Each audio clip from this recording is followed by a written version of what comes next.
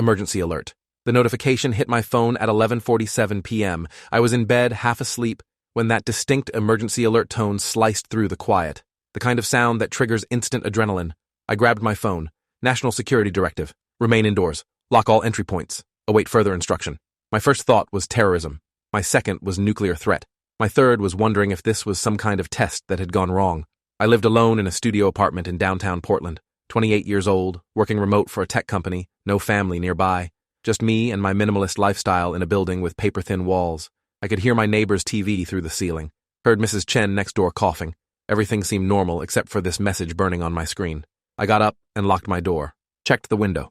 The street below looked ordinary. Cars passing. A couple walking their dog. Nothing apocalyptic. My laptop was still open on the coffee table. I pulled up Twitter. The platform was exploding. Everyone had gotten the alert. Theories ranged from cyber attack to biological weapon to martial law. Nobody knew anything concrete. The official government accounts were silent except for repeating the same directive. I tried calling my brother in Seattle. No answer. Texted my ex-girlfriend who worked at the CDC. Read receipts showed she'd seen it but didn't reply. That made my stomach turn. Sarah always replied.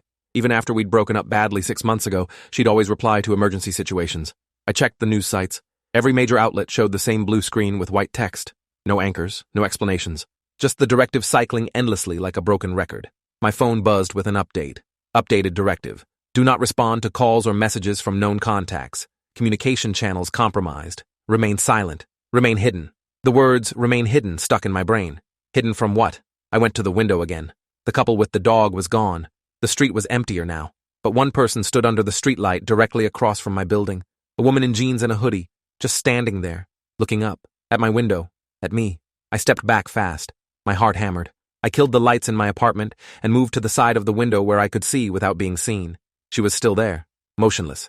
I watched for 5 minutes. She didn't shift her weight, didn't check her phone, didn't do anything a normal person would do while standing on a street corner at midnight. My phone lit up with a text from my brother. I'm outside your building. Let me in. Emergency. I stared at the message. My brother lived in Seattle. 3-hour drive minimum. There was no way he could be here. Another text. Please. I drove straight through. I'm scared. Please let me in. I typed, what's Mom's maiden name? 3 dots appeared. Disappeared. Appeared again.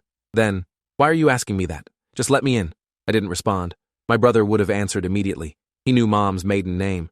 Everyone in the family knew it. The dots appeared again. Fine. It's Robertson. Now let me in. Wrong. Mom's maiden name was Richardson. Close enough to be a good guess. Close enough to fool someone who didn't know better. I blocked the number. My hands were shaking. I checked the window again. The woman was gone. But now there were 3 people standing under the streetlight, all looking up, all motionless. I backed away from the window and sat on my bed. Tried to think.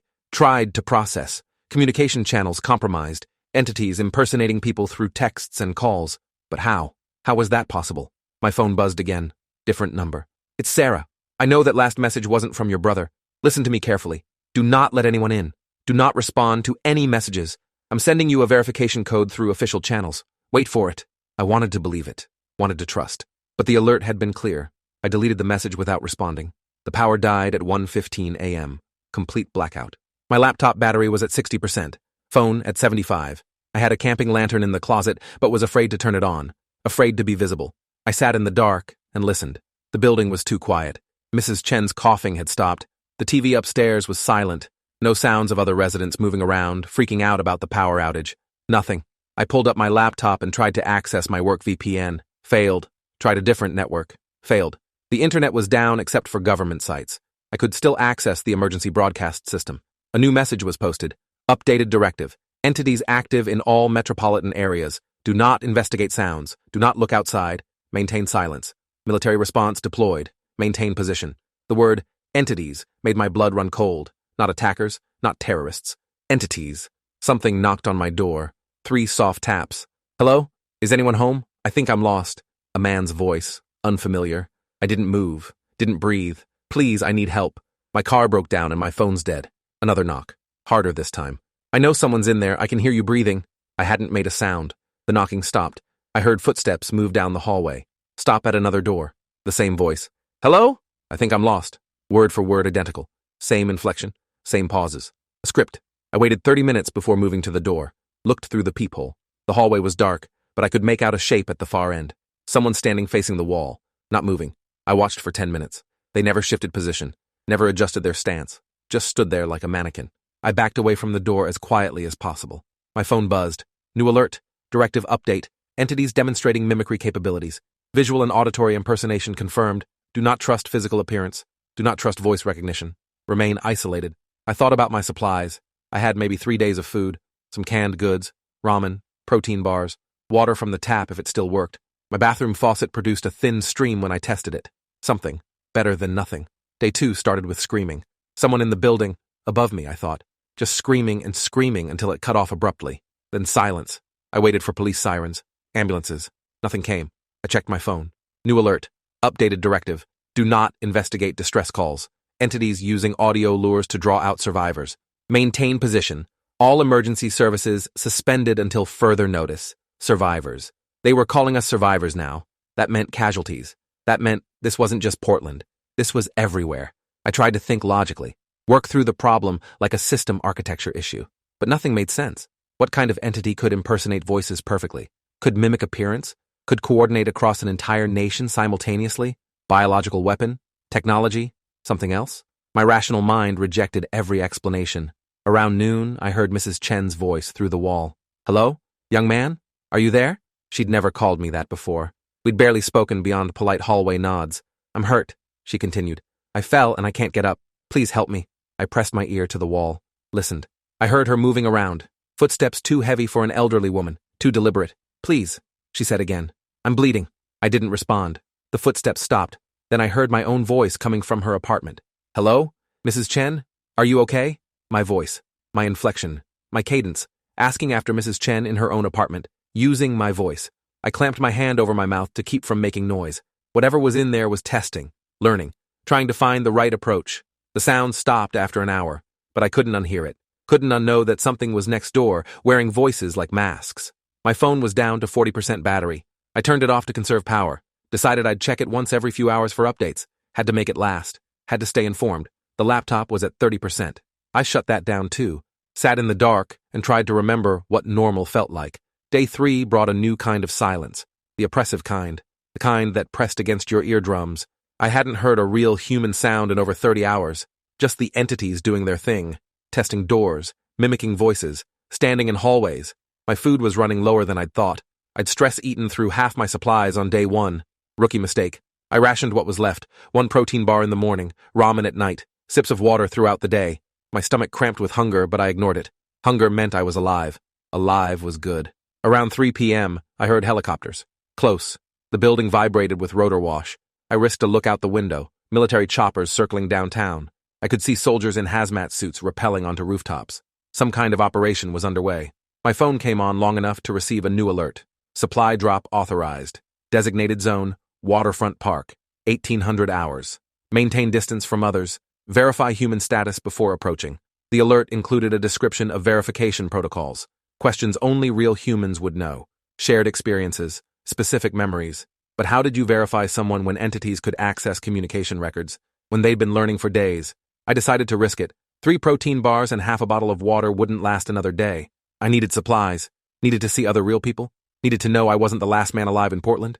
I spent an hour preparing. Comfortable shoes, dark clothes, backpack. I found a hammer in my utility drawer. Not much of a weapon, but better than nothing. At 5 p.m., I unlocked my door for the first time in 3 days.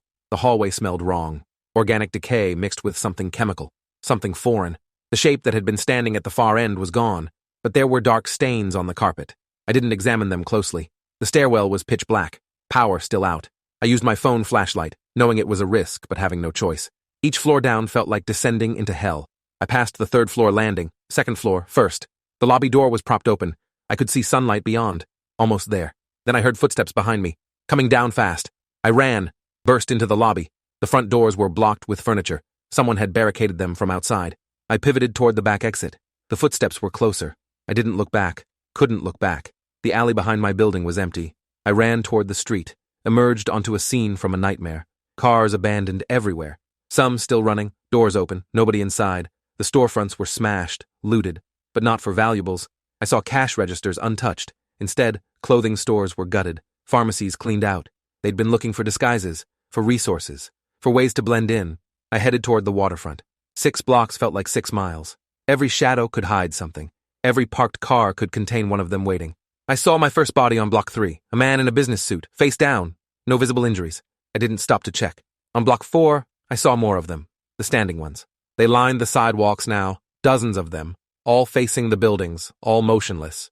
I walked down the middle of the street. They didn't react as I passed, didn't track my movement, just stood there like sentries. But I felt their attention, felt something watching through those stolen faces. Waterfront Park was chaos barely held together. Maybe 200 people clustered in groups. Military vehicles formed a perimeter. Soldiers in full hazmat gear were checking everyone who approached. The line moved slowly.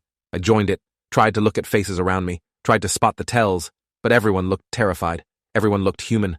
Fear was the great equalizer. It took 40 minutes to reach the checkpoint. A soldier with sergeant stripes asked me questions rapid fire. Where were you born? Portland. Emmanuel Hospital. Mother's maiden name? Richardson. What did you eat for breakfast on your 10th birthday? I blinked. I don't remember. Who remembers that? Good. Entities have perfect recall. Humans forget. He waved me through. They gave me a supply box.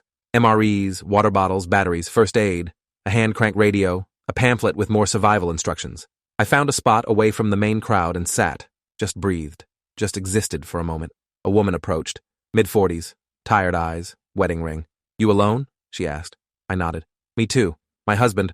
He changed on day 2. Started moving wrong, speaking in loops. I got out before. She didn't finish. Didn't need to. Her name was Patricia.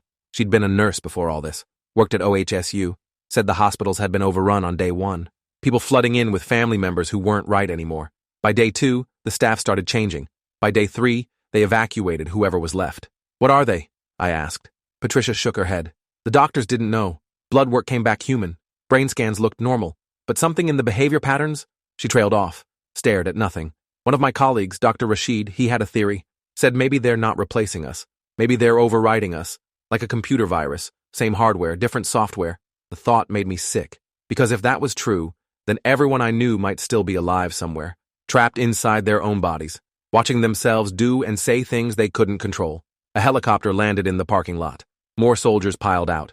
They were setting up a larger operation. Tents. Equipment. This wasn't a temporary supply drop anymore. This was an evacuation point. The sergeant from before got on a megaphone. Listen up. We're establishing a secure zone at the convention center. Transportation leaves in 30 minutes. If you're coming, get in line now. If you're staying, God help you.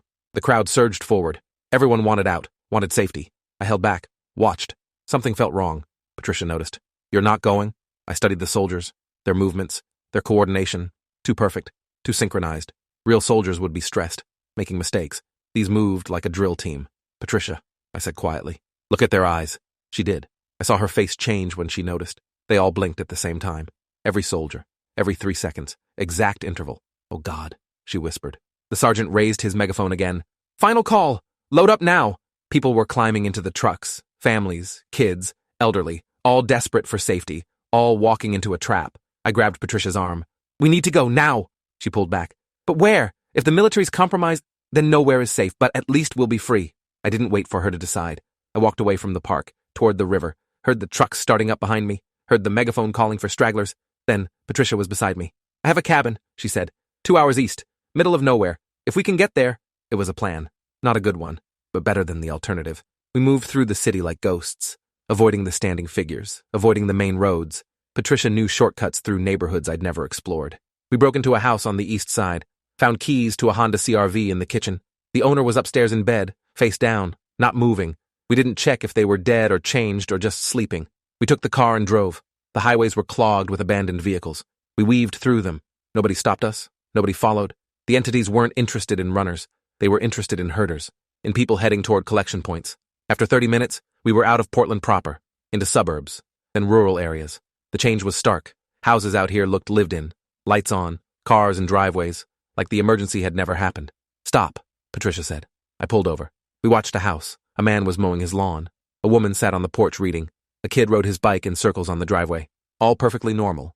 All perfectly wrong. The kid's bike circles were identical. Exact same path. Exact same speed. The woman turned pages at precise intervals, never looking at the words. The man pushed the mower in geometric perfection. They're everywhere, Patricia said. They've already won. I wanted to argue. Wanted to say we'd find survivors, find resistance. But looking at this simulacrum of suburban life, I felt hope draining. We drove on. Patricia's cabin was exactly where she said. Deep woods, gravel driveway, solar panels on the roof. Her husband had been a prepper, stockpiled supplies for scenarios just like this. Ironic that he'd been one of the first to change. We unloaded our supplies, checked the cabin. Everything was dusty but functional. Food in the pantry, water from a well. Battery banks charged from the solar array. We could last months here, maybe longer. That first night, we took shifts keeping watch. Patricia slept first. I sat by the window with the hammer in my lap, watched the tree line, saw nothing, heard nothing. Just wind and branches and normal forest sounds. When Patricia took over at 3 a.m., I collapsed into sleep so deep it felt like drowning. I dreamed of entities with my face, hundreds of them, all speaking in my voice, all saying things I'd never said, making promises I'd never made, living a life I'd never lived. Days blurred together. We fell into a routine. Morning watch, inventory check, meal prep. Afternoon watch, equipment maintenance. Evening watch, sleep in shifts, never both at the same time, never letting our guard down. The radio gave us updates when we cranked it. The emergency broadcast had evolved. Now they were announcing safe zones in major cities, checkpoints with verified human detection technology, registration required, mandatory compliance. Patricia thought it was legitimate, thought maybe the government had figured out how to fight back. I thought it was the entities perfecting their harvest operation. On day 8 at the cabin, we got a visitor. A young guy, maybe 20, stumbled out of the woods, exhausted, bleeding from a cut on his forehead. "Please," he called out. "I've been walking for days. I just need water."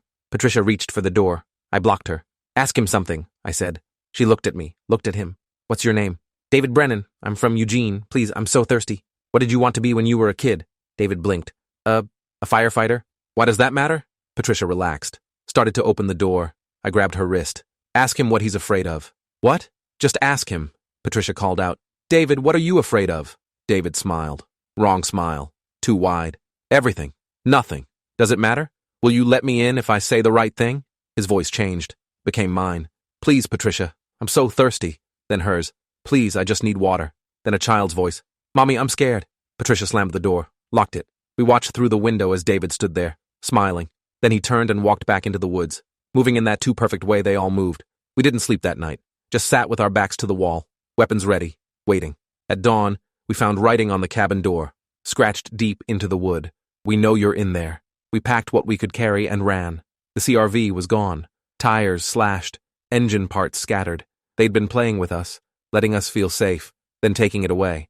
Patricia knew another location, a fire lookout tower 40 miles north. We'd have to hike. She knew the trails, used to come out here with her husband. We moved fast, following game trails, avoiding roads. On day 2 of hiking, we found a campsite, recent. Food wrappers from MRE's military issue, a sleeping bag still in its stuff sack, and photos scattered around the fire pit. Photos of us, me and Patricia, dozens of them, taken from angles that suggested surveillance. Days of surveillance. "They're hurting us again," I said. Patricia picked up one of the photos. Her hand shook. "Where do we go?" "Forward. It's all we can do." The fire lookout tower appeared on day 3, 70 feet tall, metal stairs spiraling up. The cabin at the top looked intact. We climbed. Each step felt like defeat, like we were going exactly where they wanted. The cabin was empty, or appeared empty. We checked every corner, every cabinet. Nothing. We had a 360 view of the forest, could see for miles, could see them coming, except we saw nothing. Just trees, just sky, just isolation. Patricia found a logbook on the desk. The last entry was from a ranger named Mills, dated 2 days before the emergency alerts. The entry read, "Something's wrong with the hikers. They're asking strange questions, moving in patterns. I've locked myself in the tower, radioed for help. Nobody responded. I think I'm alone now." Below that, in different handwriting, "You're not alone, Mills. We're right here with you." The rest of the pages were torn out. We lasted 4 days in that tower. On day 5, they came. Not rushing, not attacking, just arriving, one by one. They emerged from the tree line, dozens of them, then hundreds, all looking up, all smiling, all wearing faces I recognized. My brother, my ex, my co-workers, my elementary school teacher, everyone I'd ever known. Patricia saw hers too, her family, her colleagues, her neighbors. They stood in perfect circles, concentric rings, waiting. "What do they want?" Patricia asked. I didn't answer, because I was starting to understand. They didn't want to kill us. They wanted us to join, to give up, to accept, to become.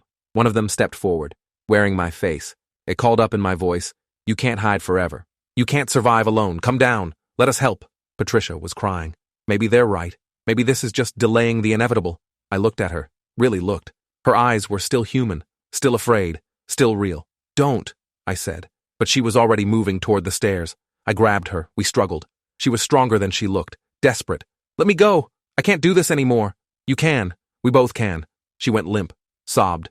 For what? For how long? What's the point? I didn't have an answer. We sat on the floor, backs against the wall. The entities below started singing, all of them. Perfect harmony. A song I recognized from childhood. My mother used to sing it. They were using her voice. All of them. Hundreds of my mother's voice, singing me a lullaby. Patricia covered her ears. Make it stop. Please make it stop. It went on for hours. Different songs, different voices. Memories weaponized. Around midnight, they stopped. The silence was worse. We looked out. They were leaving, walking back into the forest, single file, until only one remained. My face, my body, my exact appearance. It looked up and waved, then followed the others. Patricia and I sat in the dark, the implications settling on us like ash. They didn't need to attack. They just needed to wait.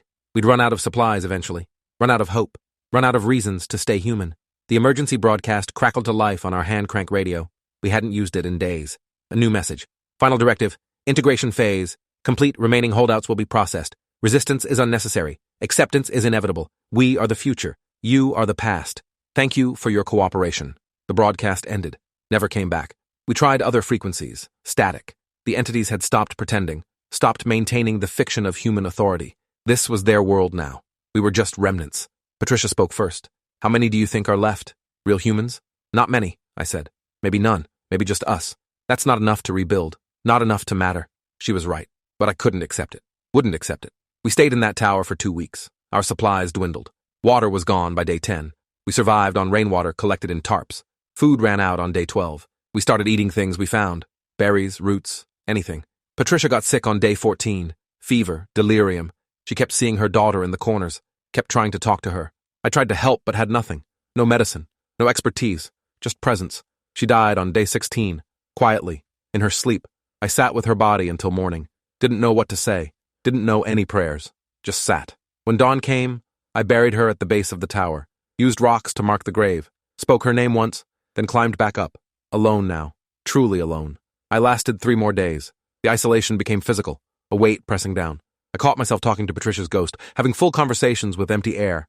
On day 19, I decided to leave the tower. Go back to civilization. See what was left. Face whatever came. Better than dying alone in the woods. The hike back took 2 days. I was weak. Dehydrated.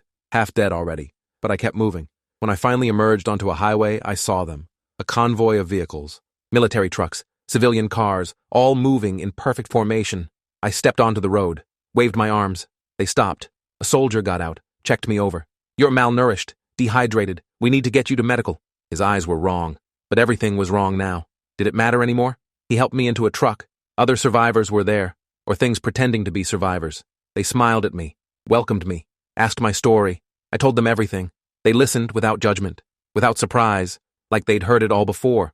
We drove to a facility. Large. Industrial. They called it a processing center. Said they'd help me recover. Reintegrate. Return to society. I was too tired to resist. Too broken to care. They put me in a room. Clean. White. Comfortable. Fed me. Gave me water. Medical attention. I slept for what felt like days. When I woke, a doctor was there. She looked human. Sounded human. Asked how I felt. Better, I said. Good. We're going to help you adjust. The world's changed, but there's still a place for you in it. She showed me videos. The new society they'd built. Cities running smoothly. No crime. No war. No suffering.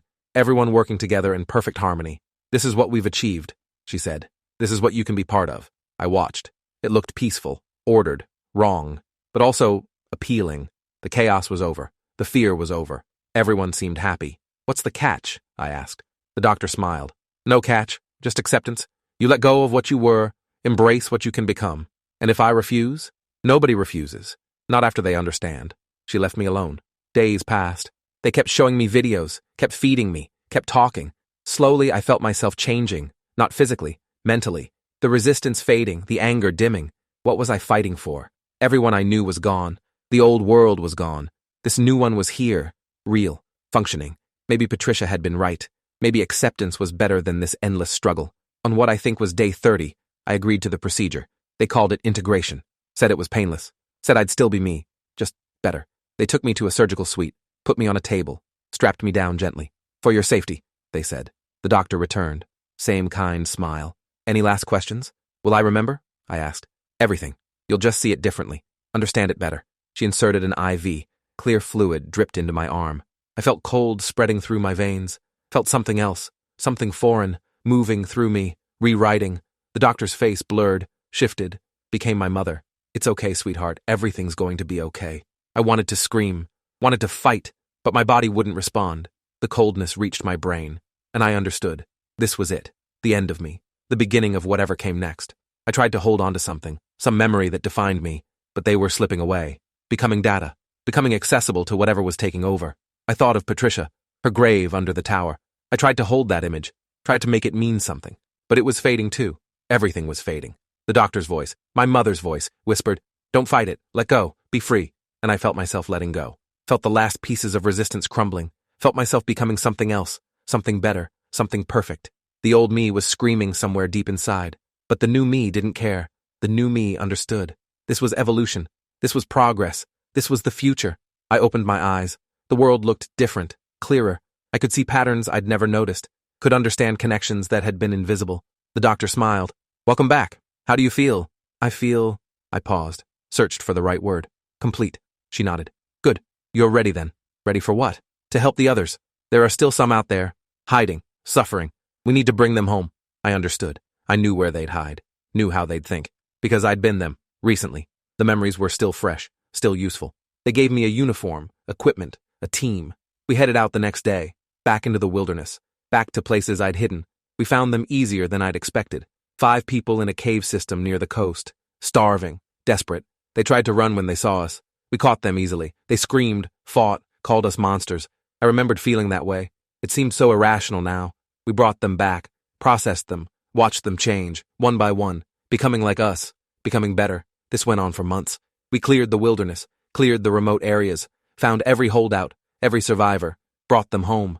The world became uniform, ordered, perfect, and I was part of it, a valued part. I had purpose, had meaning, had peace. But sometimes, late at night, I'd have dreams, flashes of another life, another me, sitting in a tower, burying a friend, fighting against something.